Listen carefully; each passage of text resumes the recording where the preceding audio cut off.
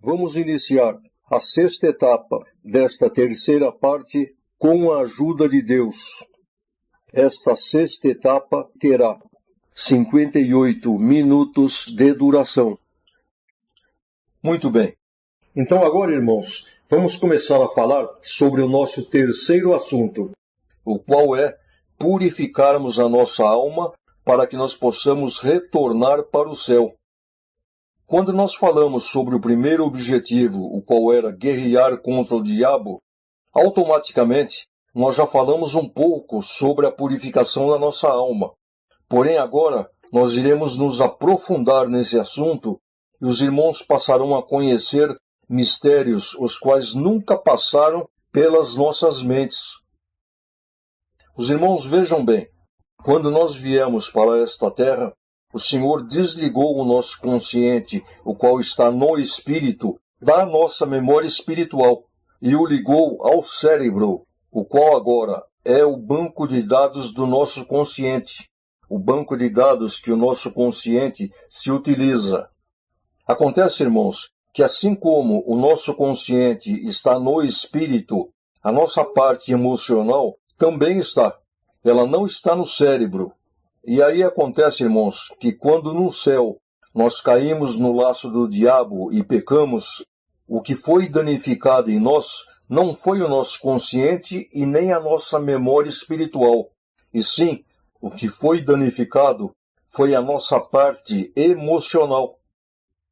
Então agora nós vamos nos aprofundar neste assunto. Muito bem, eu perguntaria, como é o emocional dos anjos que moram no céu? Ou então, como era o nosso emocional quando nós morávamos no céu antes de Lúcifer ter aprontado tudo isso que ele fez? Vejamos bem, nós falamos que o Senhor Deus criou os anjos com 7 tipos de necessidades. Primeira necessidade, a necessidade de sentir Deus. Segunda, a necessidade de sentir paz. Terceira, sentir o amor, amar e ser amado. Quarta, sentir alegria. Quinta, sentir prazer. Sexta necessidade, convívio social. E sétima necessidade, atividades. E nós falamos também que no céu todas essas necessidades são supridas. E isso faz com que os anjos se sintam felizes. Mas o que é a felicidade? Que nós poderíamos definir como felicidade? O Senhor mostrou. A felicidade, ela é composta por 3 sentimentos, os quais são paz, amor e alegria. Só isso. Então vejamos bem, os anjos, só pelo fato deles sentirem Deus em suas almas, isso já desperta neles esses 3 sentimentos, a paz, o amor e a alegria. Agora, sentindo Deus, mais os prazeres os quais eles sentem por estarem participando das delícias do céu, sobre as quais nós iremos falar na 7ª parte, mais o convívio social que existe entre todos os moradores do céu, convívio este baseado no amor, porque o céu é reino de amor. Mas, somando-se a isso, as centenas de atividades prazerosas que existem no céu, e mais os milhares de tipos de lazer, os quais também existem no céu, isso eleva o sentimento de felicidade, o qual os anjos sentem, somente por sentirem Deus em suas almas, a um nível tão elevado, transformando-se em um gozo tal que o Senhor mostrou que se o homem sentisse somente 7% deste gozo que os anjos sentem, a sua carne não resistiria e morreria. Isso, irmãos, foi o Senhor que mostrou. Mas então agora eu pergunto, no emocional dos anjos, existe algum tipo de sentimento negativo, como, por exemplo, o medo, a ansiedade, a ira? Sim, irmãos, existe. Só que esses sentimentos nos anjos não são considerados sentimentos negativos. Mas por quê? Em primeiro lugar, no céu não existe nada que possa ocasionar o medo, como também não existe nenhum motivo para que os anjos fiquem ansiosos, e muito menos para que a ira seja despertada em alguém. Então, irmãos, esses três sentimentos no céu, jamais eles se manifestam. Só para os irmãos entenderem, vamos criar um exemplo. Vamos imaginar que Deus pegasse um anjo do céu, o qual é perfeito, e o colocasse em um corpo de carne como o nosso, e o fizesse viver por um tempo aqui na terra. O que aconteceria com esses sentimentos, os quais o anjo possui em seu emocional, o medo, a ansiedade e a ira? Aqui na terra, esses sentimentos iriam se manifestar, porém de uma forma racional e com muito pouca intensidade. Ou seja, eles não seriam sentimentos negativos, e sim seriam sentimentos bons. Então, por exemplo, existe o sentimento do medo bom, o medo de ser atropelado, o medo de sentir dor, o medo de pecar. Nós vemos, irmãos, que o próprio Senhor Jesus, que era perfeito, ele teve medo da dor. Esses são chamados medos naturais, o que nos faz bem. E a ansiedade? O que seria a ansiedade boa? A ansiedade boa é aquela que nos traz alegria, como, por exemplo, o entusiasmo em concluir um trabalho, ou a expectativa de fazermos uma viagem maravilhosa, e mais outras coisas boas que existem. E a ira? Nesse caso, a ira, ela existe, porém, ela não é exagerada. Então, por exemplo, o Senhor Jesus, que era perfeito, quando ele entrou no templo e se deparou com os comerciantes negociando dentro da casa de Deus, ele se irou, pegou um chicote, expulsou os comerciantes, começou a virar as mesas dos cambistas e disse: a minha casa será chamada casa de oração, mas vós a tende convertido em covil de ladrões. Então, irmãos, a ira, muitas vezes, ela é necessária, porém, sem exagero. Leitura número 81, Efésios 4, verso 26. Irai-vos e não pequeis, não se ponha o sol sobre a vossa ira. Os irmãos estão entendendo? O Senhor não nos proíbe com que nós nos iremos, porém, sem exagero. Muito bem, vamos voltar lá atrás, quando nós ainda morávamos no céu, antes de Lúcifer ter aprontado tudo isto que ele fez. Nós éramos felizes, os únicos sentimentos que nós tínhamos dentro de nós era a paz, o amor e a alegria, só que em um nível tal que se transformou em um gozo. Gozo este que, se o homem sentisse só um pouquinho dele, a sua carne morreria. E aí, quando nós caímos no laço do diabo, quando nós pecamos, o nosso emocional sofreu um grande impacto, ou seja, uma grande agressão. Mas o que foi que aconteceu? Primeiro, aquele pequeno sentimento de medo, o qual é considerado um medo bom, e que devido ao céu ser um paraíso, ele nunca houvera se manifestado em nós, esse medo sofreu uma grande deformação e foi multiplicado por 8, revelação de Deus. O Senhor mostrou que ele ficou 8 vezes maior. E aí depois, quando nós entramos nas salas de espera, aguardando a hora da nossa entrada aqui na Terra, ao pensarmos nas guerras as quais nós teríamos que enfrentar aqui nesta Terra contra Satanás e os demônios, nessas alturas nós já estávamos vendo o inferno.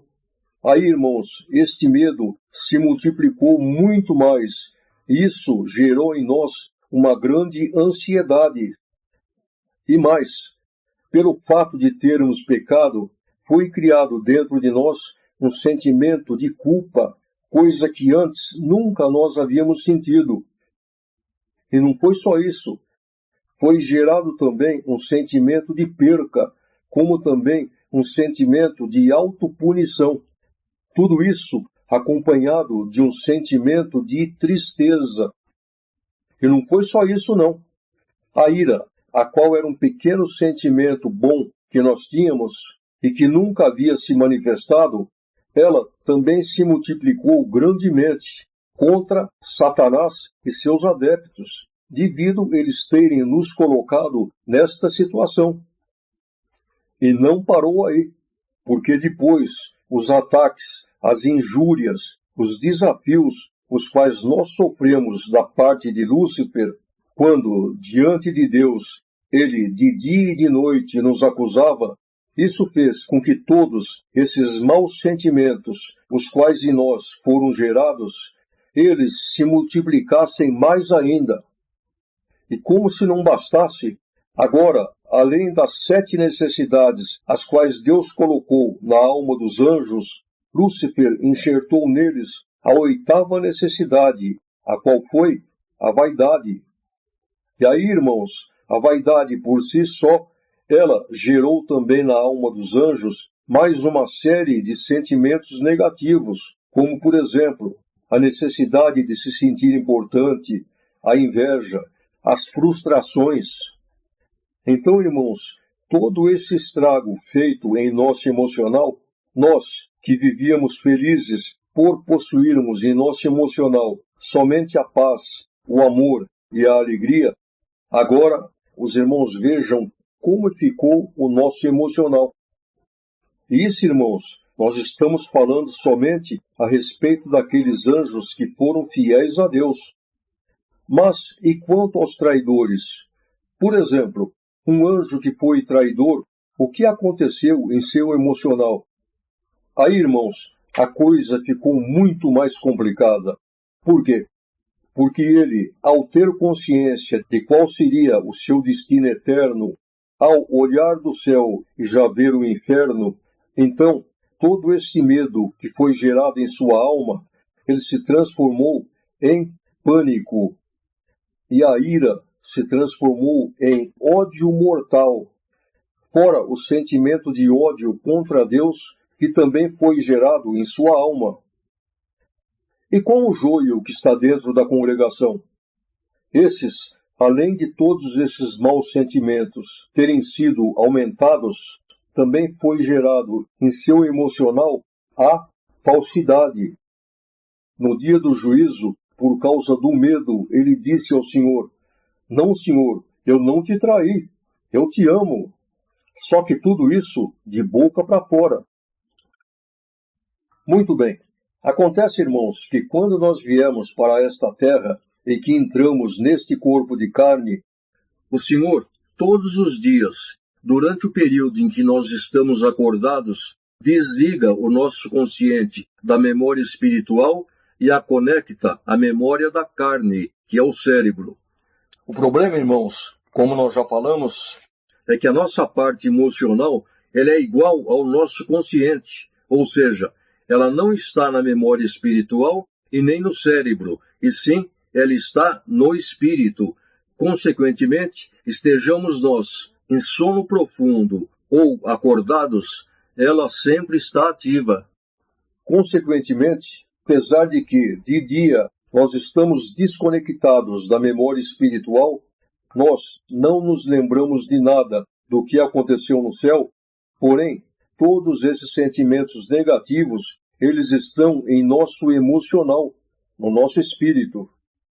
Como esses sentimentos negativos, independente se nós estamos em sono profundo ou acordados, nós sempre os estamos sentindo, a diferença é que à noite, no sono profundo, nós temos consciência do porquê que eles estão ali, em nosso emocional. Nós sabemos a razão deles estarem ali, ao passo que, de dia, nós os sentimos da mesma maneira, só que sem entender o porquê. Muito bem. Vamos então agora falarmos como é que o Senhor opera em nossas almas, para nos limpar de todos os medos, todos os traumas, nos reequilibrar, restaurar o nosso emocional, o nosso espírito para que nós tenhamos condições de novamente morarmos no céu. Vamos imaginar que Deus pegasse um anjo, o qual pertence àquele grupo que não pecaram e nem se contaminaram, e fizesse com que este anjo nascesse aqui na terra. Isso não acontece, mas é só um exemplo para que os irmãos possam entender. Muito bem, este anjo nasceu aqui na terra, é o João cresceu, se transformou em um homem. Então agora eu perguntaria, como é o João espiritualmente ou emocionalmente falando? Ele é perfeito, ele é um anjo.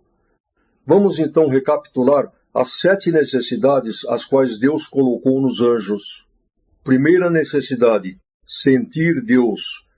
O João sente Deus, porque ele é um anjo, ele é perfeito, e o fato dele sentir Deus faz com que ele seja um homem feliz. Segunda necessidade, paz. O João tem uma paz que é propriedade dele. Nada pode fazer com que ele perca esta paz. Independe do que acontece no mundo. Isto é propriedade dele. Terceira necessidade, amor. O João é um anjo, ele é perfeito. Então, consequentemente, ele ama e também é amado por todos. Quarta necessidade, alegria. O João tem uma alegria que é propriedade dele. Nada pode abalar esta alegria que ele tem. Independe do que acontece no mundo. E esta alegria faz parte da sua felicidade. Aí então, a quinta necessidade, que é sentir prazer. A sexta, que é convívio social. E a sétima, que é atividade. Automaticamente, o João também as satisfaz. E por causa disso, ele é um homem feliz. Então agora, irmãos, vamos imaginar uma criatura a qual está no mundo, o Francisco, que é um trigo. E o objetivo do Senhor é chamá-lo na sua graça para quê? Para fazer uma obra de restauração na sua alma, no seu emocional, deixá-lo igual ao João, para levá-lo novamente para o céu. Então vamos ver o que foi que aconteceu com o Francisco quando ele ainda morava no céu. O Francisco foi um anjo que pecou por ter dado ouvidos, mas ficou fiel a Deus e mais, saiu para a briga para defender o Senhor Jesus. E por causa disso, ele ganhou o direito de aqui na terra pertencer à graça de Deus, pertencer à realeza. E aí então, quando o Francisco ainda estava no céu, quando ele estava na quarta sala, na sala VIP, enquanto ele estava aguardando o momento da sua entrada aqui nesta terra, o que aconteceu com ele? O Francisco foi ameaçado pelo diabo, foi injuriado e desafiado. E por causa disso, para ele, também foi marcado uma guerra aqui na terra, a qual aconteceria no terceiro estágio da graça de Deus. Só que isso tudo que aconteceu com o Francisco, essas ameaças que Satanás lhe fez, assim como também aconteceu conosco, todos esses medos desequilibraram o emocional do Francisco. E quando Francisco veio para esta terra, ele veio apreensivo, preocupado, com medo. Porém, quando ele entrou no ventre de sua mãe, quando ele entrou no corpo do nenê, o Senhor desligou a sua lembrança do céu. Mas todos aqueles medos, aqueles traumas, aquele desequilíbrio continuaram em seu emocional. E aí o que aconteceu? Como o emocional não se encontra na memória espiritual, assim como o consciente, ele também se encontra no espírito. Todos esses sentimentos negativos, os quais o Francisco trouxe do céu em seu emocional, de dia, como ele não se lembra do céu, esses sentimentos começam a fazer associações com as coisas desta vida. Isso acontece com todos os seres humanos. Mas, só que quando o ser humano entra em sono profundo, quando é ligado à sua memória espiritual, aí ele vê que essas associações, as quais ele fez durante o dia, estão erradas. Não tem nada a ver. Isso porque todos esses maus sentimentos estão relacionados ao céu, ao que aconteceu no céu. Então vejamos bem, o Francisco é um trigo, porém ainda ele está no mundo. Deus ainda não o chamou para a sua graça. Aí então eu pergunto, como é o Francisco emocionalmente falando ou espiritualmente falando? Ele é um homem medroso. O Francisco tem medo de tudo. Ele tem medo de morrer, tem medo de pegar uma doença, tem medo de que aconteça alguma coisa de mal com a sua família, tem medo de perder o emprego. Por causa disso, o Francisco não tem paz, não tem alegria. Ele pode ter uma alegria assim como, por exemplo, assistir um programa de televisão, só que isso é uma alegria muito superficial. O Francisco não é um homem feliz, é um homem triste, um homem ansioso. Só que chega um momento em que o Senhor chama o Francisco na sua graça. Aí já vai haver uma mudança. Por quê? Porque agora o Francisco encontrou Deus. Então, muitos daqueles medos que ele possui já vão ser amenizados. Por quê? Porque agora ele tem Deus. Por exemplo, ele sabe que se ele morrer, ele vai para o céu. Um dia, o Francisco está congregando e ele escuta uma irmã testemunhar que Deus libertou ela do câncer. Já entra uma fé, uma confiança no coração do Francisco. Então, todos aqueles medos que o Francisco possui já são amenizados. Porém, se nós compararmos o Francisco com o João, que é o anjo, tem condições? De maneira nenhuma. O Francisco ainda está muito longe de chegar no ponto em que está o João, que é o anjo. Muito bem.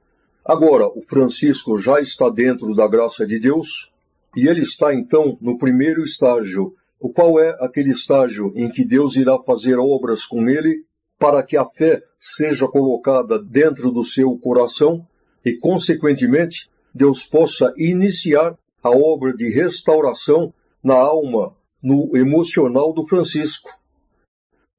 Muito bem, uma vez que o Senhor colocou a fé dentro do seu coração, agora o Francisco irá passar para o segundo estágio da graça de Deus, o qual é aquele em que a prova da fé gera a paciência. Então agora eu pergunto, como está o Francisco emocionalmente falando? Ele ainda tem muitos medos. Por exemplo, ele tem medo de perder o emprego, ver a sua família passando necessidades. E aí, irmãos, acontece o seguinte, Jó falou assim, o que eu mais temia me aconteceu. Os irmãos imaginem que eu esteja com uma criancinha no colo e no chão esteja um cachorrinho Lulu muito mansinho e que goste de criança.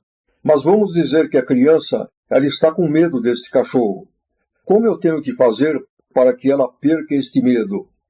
Eu me abaixo com ela no colo, devagarinho eu pego a sua mão e passo ela em cima do cachorrinho. E aí a criança vai ver que o cachorrinho é manso e irá perder o medo. Daqui a pouco, ela sozinha irá brincar com o cachorro. Existem muitos motoristas que, apesar de já terem tirado a carta, porém, eles ainda têm medo de dirigir no trânsito. Para isso, existem cursos de autoescola e lá eles fazem o seguinte, colocam a pessoa no volante com um instrutor ao lado e esse instrutor já leva ela direto para o trânsito.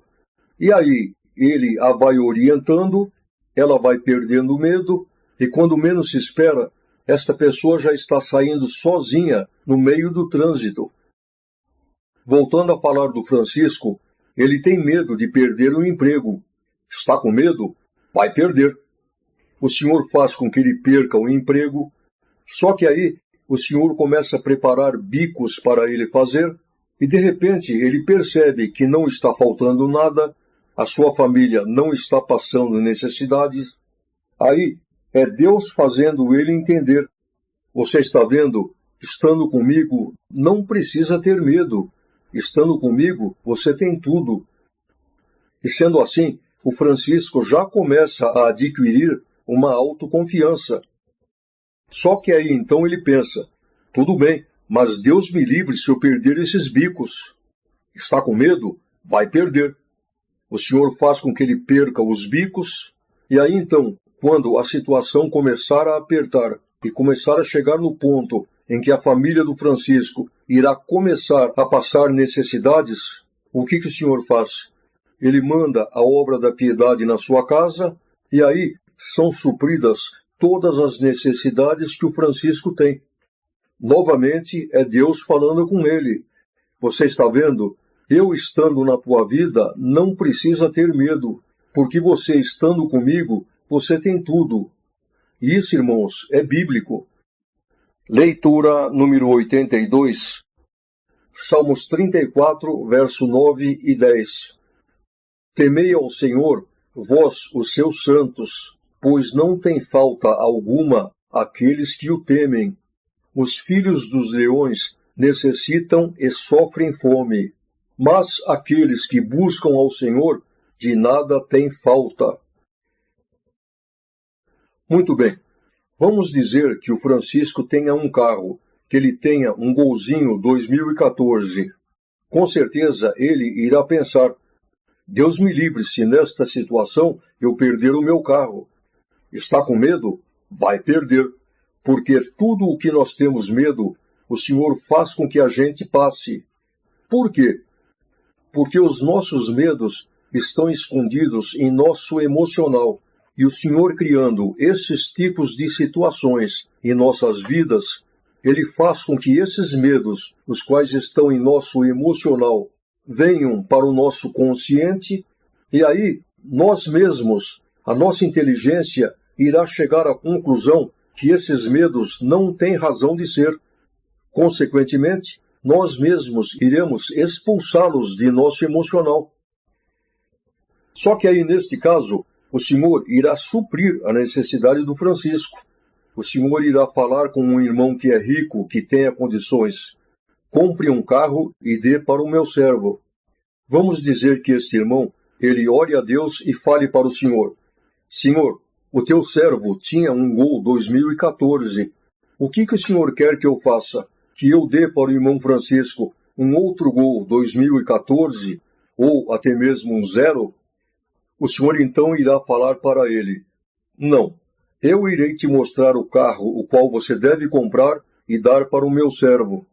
E este carro é um Golzinho 83, aquele primeiro modelo que saiu, aquele quadrado refrigerado a ar, só que ele está muito bem conservado, e aí esse irmão obedece ao Senhor, compra este carro e dá para o Francisco. Mais uma vez é Deus fazendo o Francisco entender que quem está com Deus, o Senhor cuida.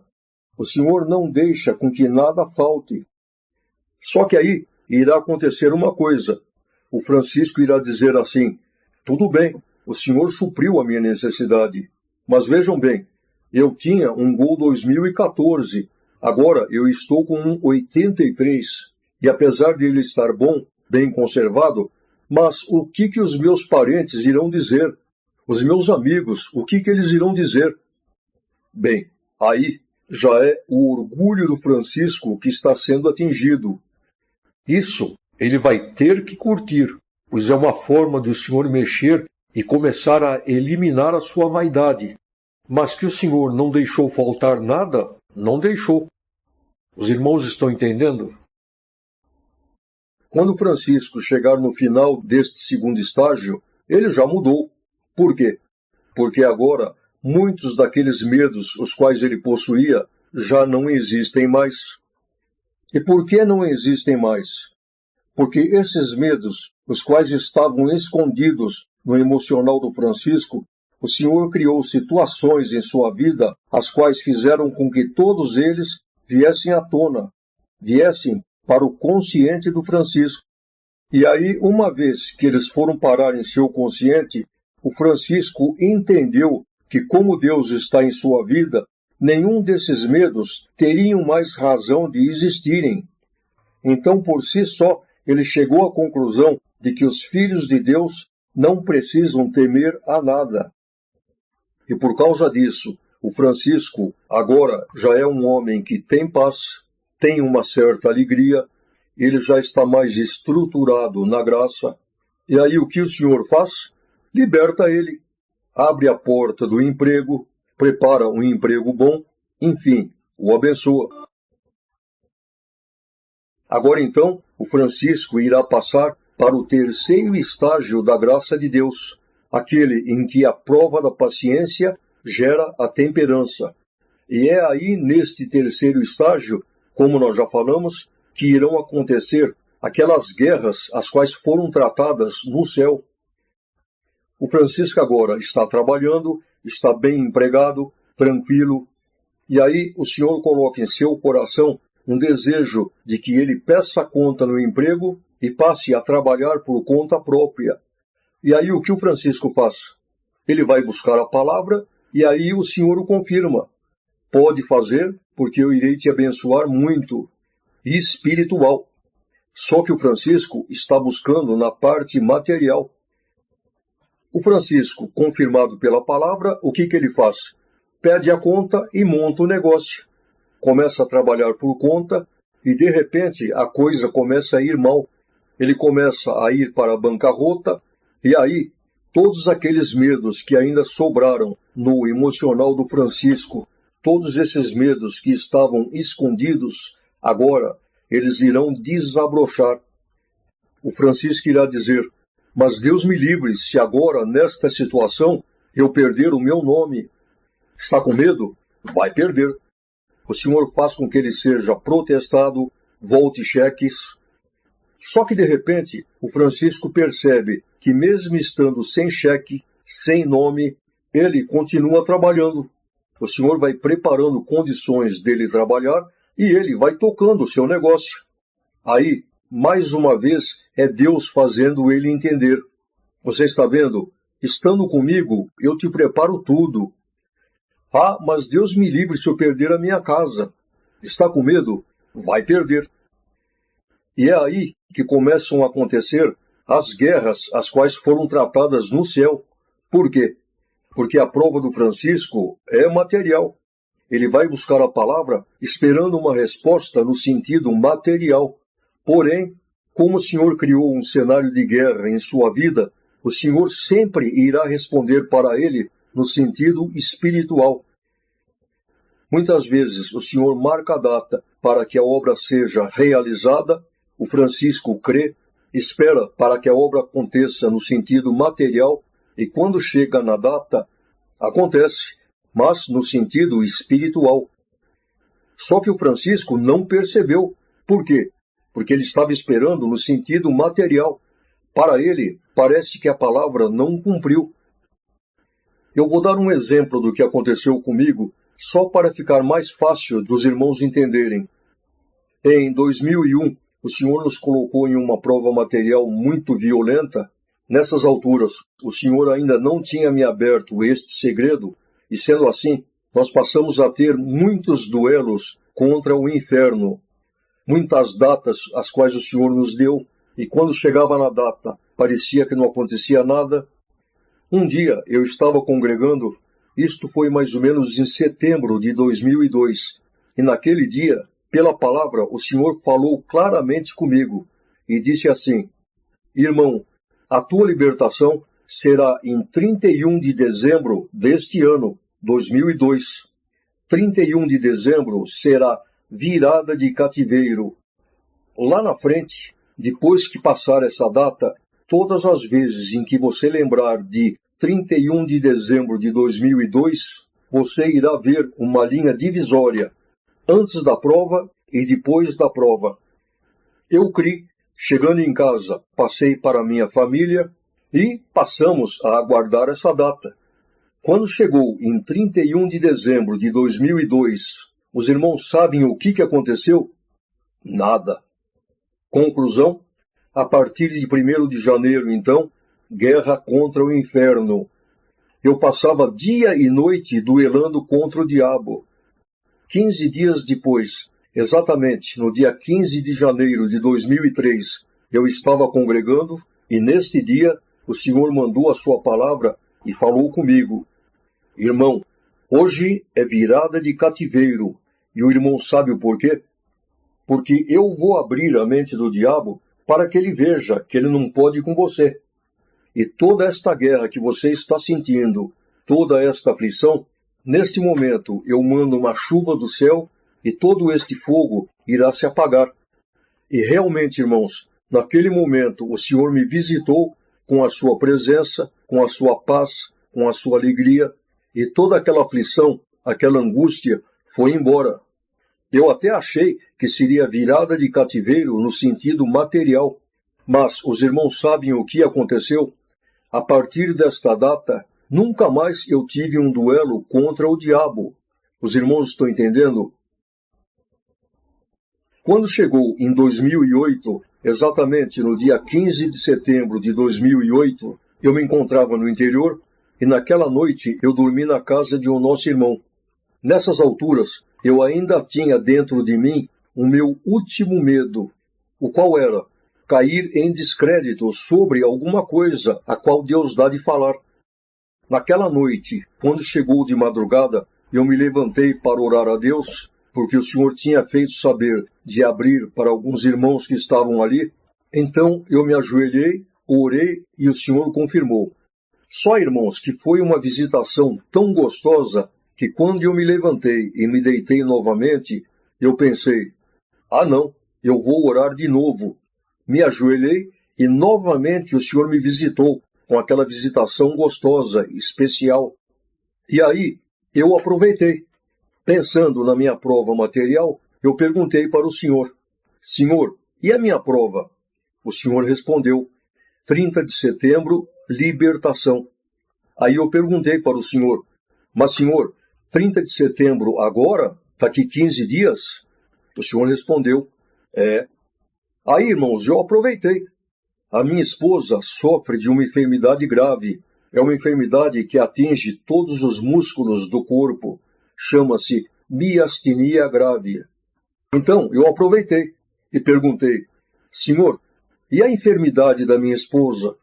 O Senhor me respondeu, libertação, dia 30 de setembro. Então eu falei, mas Senhor, então isto quer dizer que dia 1º de outubro a minha esposa estará liberta da sua enfermidade? O Senhor respondeu, sim, ela irá estar. Aí, irmãos, eu aproveitei. Naquela época, eu achava que esta limpeza que irá haver na obra de Deus seria através de um escândalo que iria explodir. Então eu perguntei para o Senhor, Senhor, e este escândalo, esta limpeza que irá acontecer na tua obra, quando será? E o Senhor me respondeu, em dezembro de 2008. Eu me levantei da oração todo contente. No dia seguinte, eu liguei para minha casa, contei para os meus familiares, e aí, quando eu retornei para Santo André, eu fui buscar a palavra. Primeira palavra, o Senhor confirmou. Libertação, dia 30 de setembro. Busquei outra palavra e o Senhor confirmou. 30 de setembro, virada de cativeiro. Muito bem, ficamos aguardando. Quando chegou no dia 30 de setembro, nós fomos congregar pensando, vamos ver o que o Senhor tem a dizer hoje.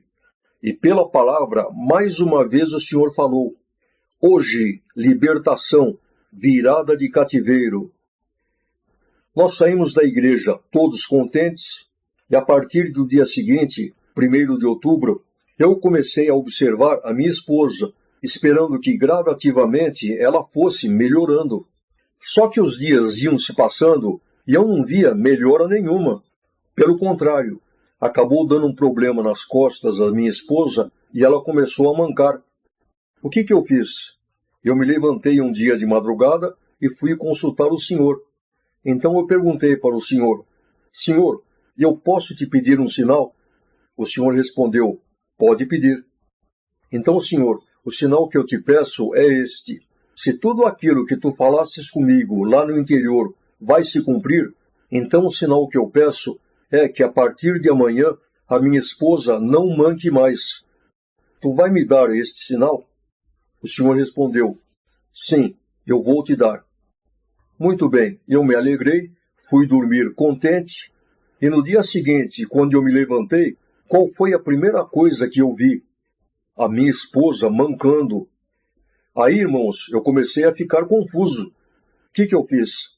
Eu me levantei novamente de madrugada para consultar o Senhor, só que aí eu pensei, bom, agora eu vou falar com o Senhor um português bem claro. Então, na oração, eu perguntei para o Senhor, Senhor, aquilo que tu falastes comigo lá no interior, que iria me libertar da minha prova material, aquilo que tu falastes que iria libertar a minha esposa da miastenia grave, vai se cumprir? O Senhor respondeu, não, não vai. Aí, irmãos, eu entrei em parafuso. Por quê? Porque eu falei para toda a minha família que o Senhor iria fazer esta obra. E agora, como é que fica a minha palavra? Conclusão, fiquei muito angustiado, parei de orar, parei de fazer reuniões. Só que aí, irmãos, os dias iam se passando e eu comecei a perceber que não mudou nada, todo mundo me tratava a mesma coisa, e foi então que um dia o Senhor se usou do meu genro e começou a falar comigo. Então ele me disse, mas Carlos, por que você fica assim? Quando Deus quer nos provar, é assim mesmo que ele faz. Você lembra de Jonas? Jonas, Deus falou para ele, vá até a cidade de Nínive e profetize que dentro de 40 dias eu irei destruí-la. E, no entanto, Deus mudou o seu plano. Enfim, irmãos, Deus deu dele falar algumas palavras que me trouxeram novamente o ânimo. E aí o que eu fiz? Voltei a orar de madrugada. E aí sim, aí o Senhor falou comigo e me esclareceu o que estava acontecendo. Os irmãos vejam bem, eu esperava que o Senhor me libertasse da minha prova material. E do que foi que o Senhor me libertou? Foi do meu último medo que eu tinha. Foi espiritual. E a minha esposa? O Senhor Jesus disse que Ele tomou sobre Ele todas as nossas enfermidades. Então agora eu pergunto, isso é material ou é espiritual? É espiritual. Por quê? Porque se fosse material, nenhum crente morreria de doença. Então, irmãos, eu esperava que o Senhor libertasse a minha esposa da miastenia grave. Mas não, certamente, de alguma enfermidade espiritual, o Senhor a libertou. Só, irmãos, que o Senhor permitiu com que eu passasse por esse processo para que eu aprendesse, para que me servisse de experiência. Faltou então aquilo que o Senhor falou que iria explodir um escândalo, uma limpeza em dezembro de 2008.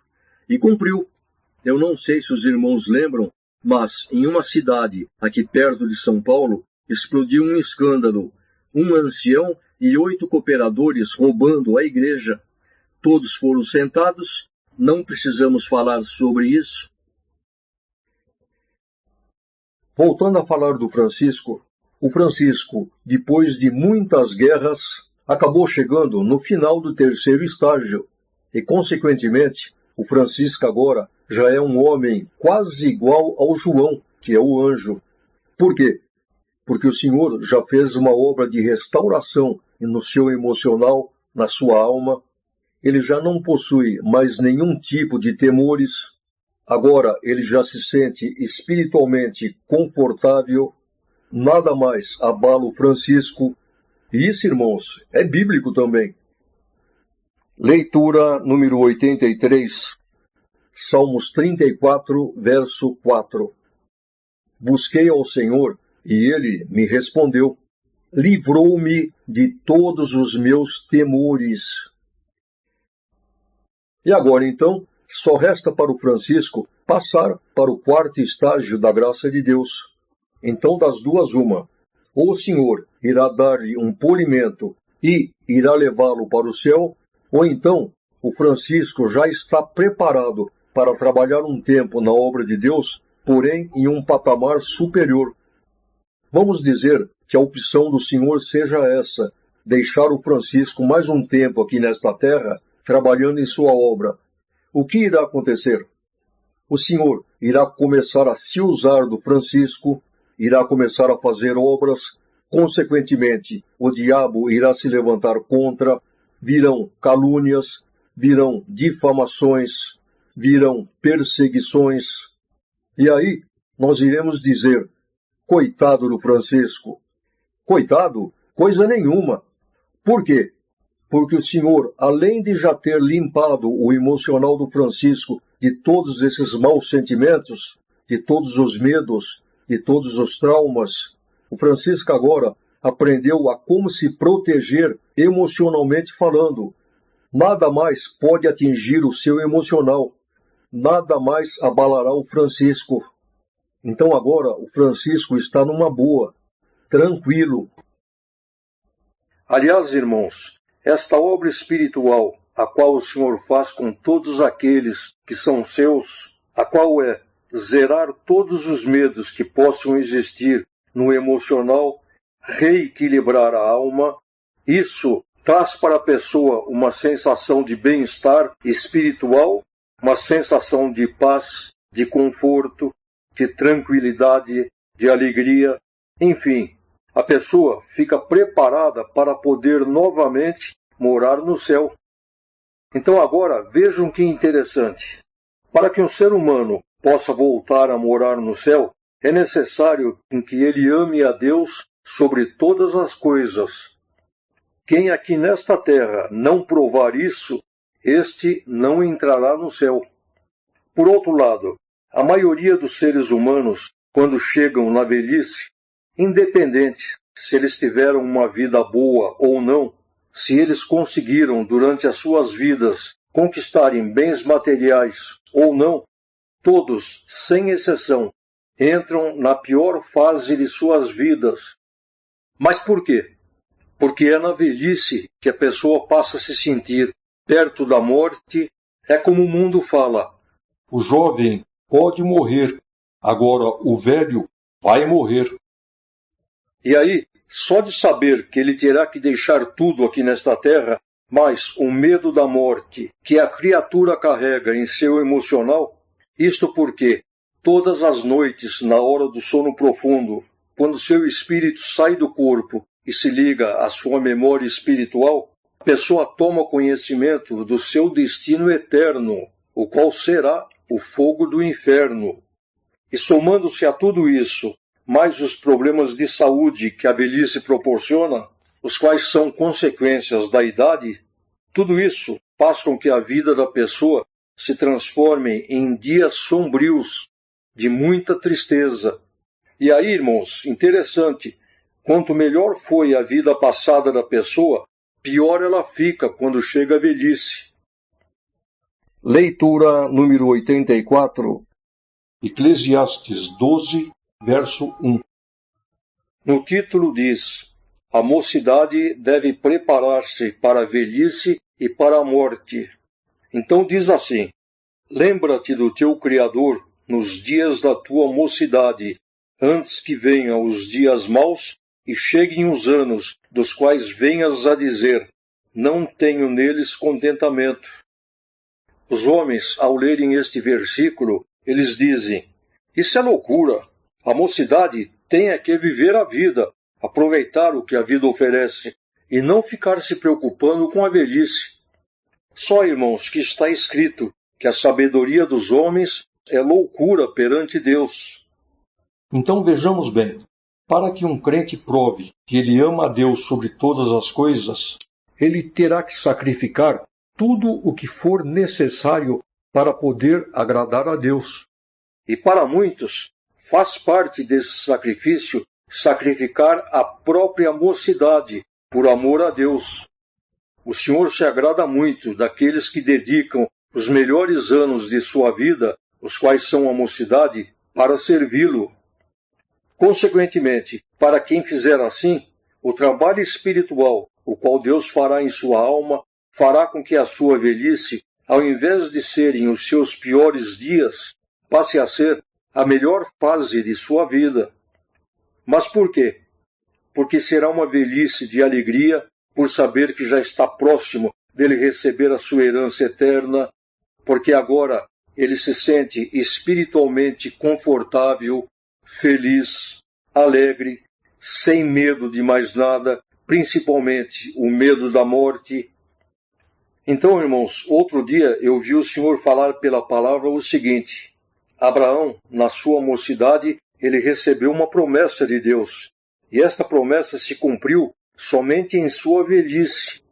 Então o Senhor dizia: irmão, o Senhor te prometeu que ia te abençoar, que você teria uma velhice feliz, e é isso que o Senhor vai fazer. Muitos, ao escutarem isso, interpretam que o Senhor está falando a respeito de bênçãos materiais, e não é nada disso. Essas bênçãos e essa velhice feliz a qual o Senhor se refere são bênçãos espirituais.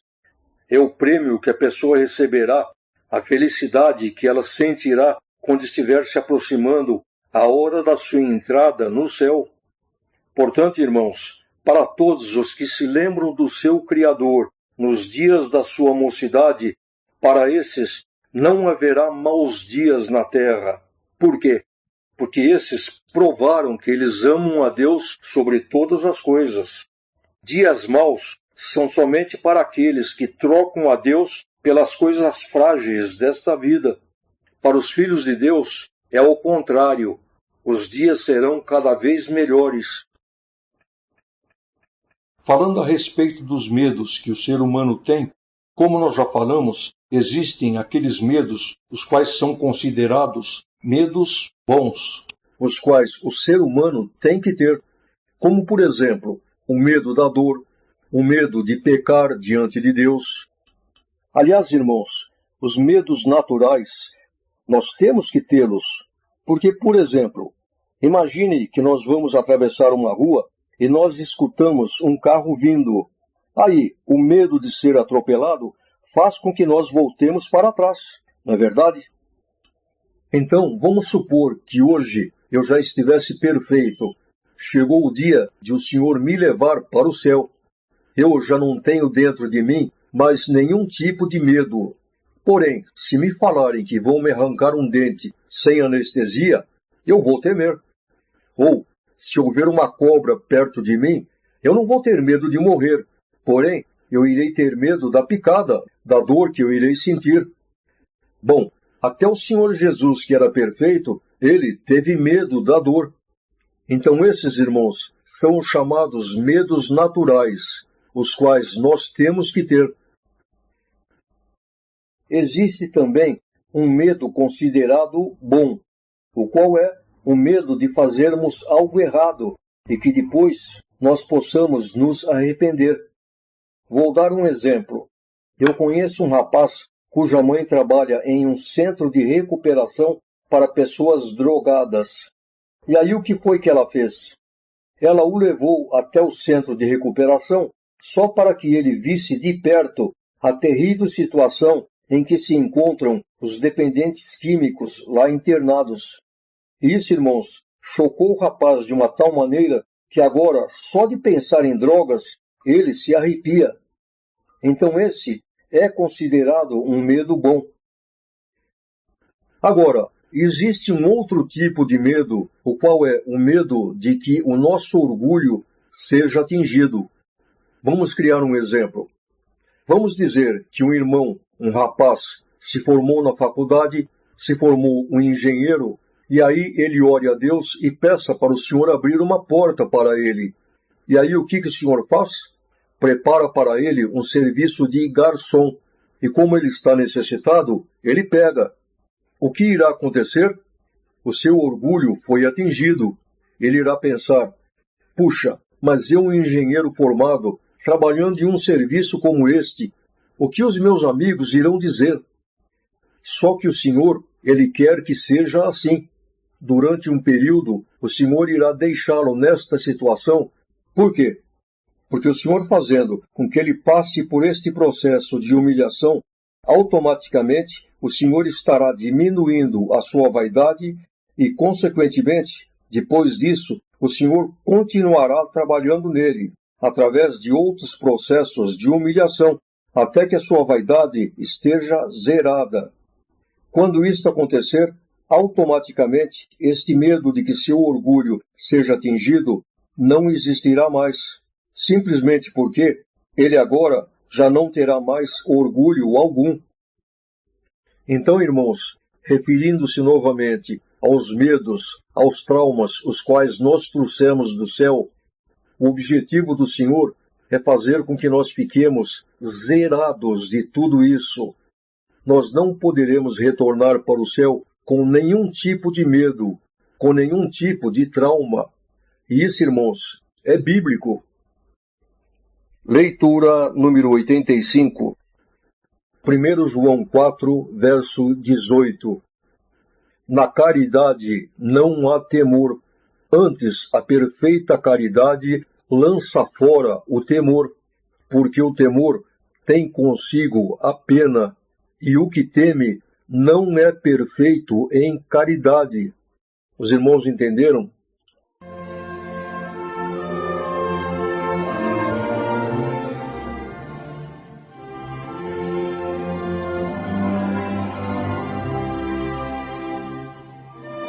Bem, irmãos, com a ajuda de Deus, chegamos então ao final da 6ª etapa desta terceira parte.